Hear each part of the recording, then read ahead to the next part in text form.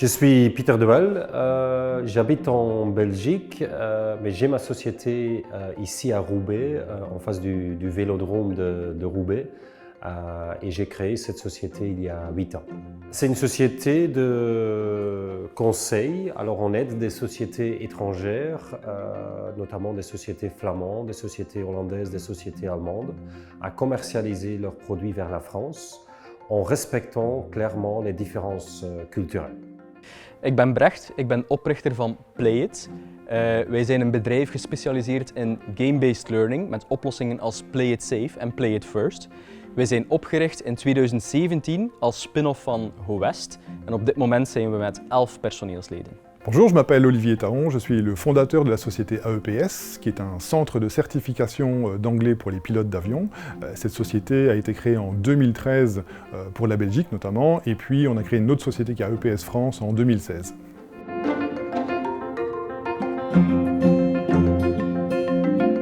Wij hadden enkele uitdagingen wanneer we wilden internationaliseren naar Frankrijk. Enerzijds zitten we met het wetgevend kader.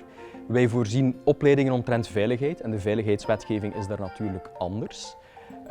Ook cultuur is totaal anders. Mensen verkopen anders aan elkaar en dat waren voor ons toch wel de grootste uitdagingen om elkaar te brengen. En fait, le principal frein que nous avons rencontré pour nous développer, notamment en France, eh bien justement, c'est simplement d'un point de vue culturel, puisqu'on vient, je dirais, en tant que Belge ou en tout cas étranger hors France, de venir se développer sur une activité qui est de niche, certes, mais aussi concurrentielle. Donc l'idée, c'était de prouver que notre produit était le plus intéressant, ou en tout cas le plus intéressant pour le client final, notamment le pilote. Alors par exemple, si vous voulez vendre un certain produit en Flandre ou en Allemagne, il faut être préparé très techniquement par rapport à la France où c'est beaucoup plus l'entourage du produit qui est important.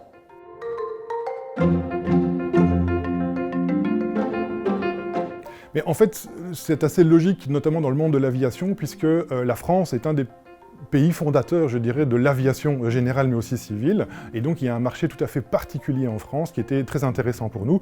Le territoire belge étant beaucoup plus petit, il n'y avait pas possibilité, je dirais, de se développer relativement facilement sur la Belgique. Par contre, en France, il y a un grand marché.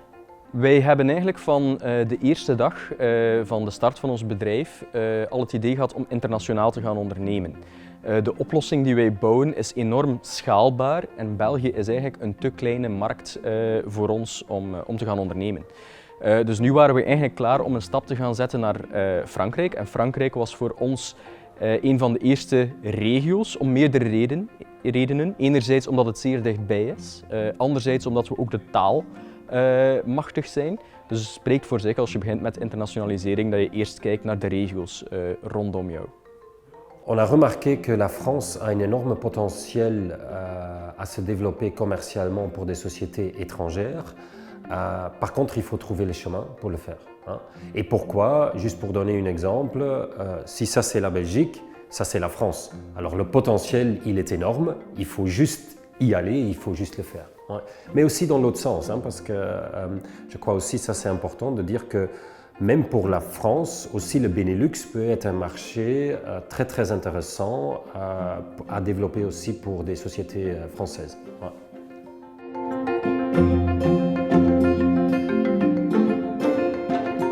Nous, on travaille très souvent ensemble avec des organismes type Flanders Investment and Trade, VOCA, Uniso, mais surtout aussi les chambres de commerce.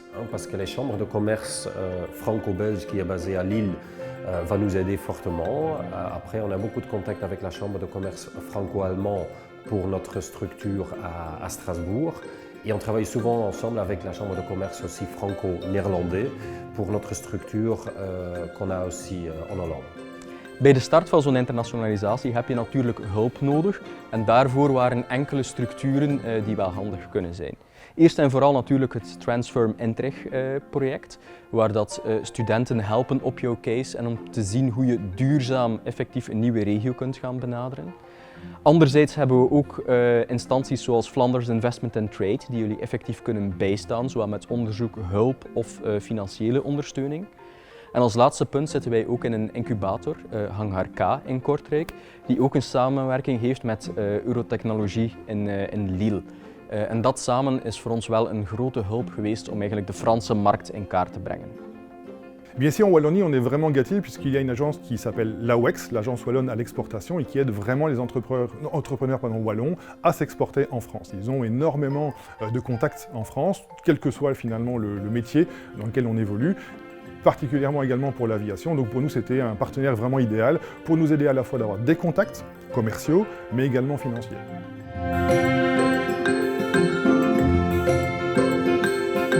En tout cas, mon premier conseil à ces jeunes entrepreneurs qui voudraient se développer à l'étranger ou en France en particulier, n'hésitez pas à faire appel justement à ces agences comme l'AWEX, je le répète, ou bien éventuellement Eno Développement.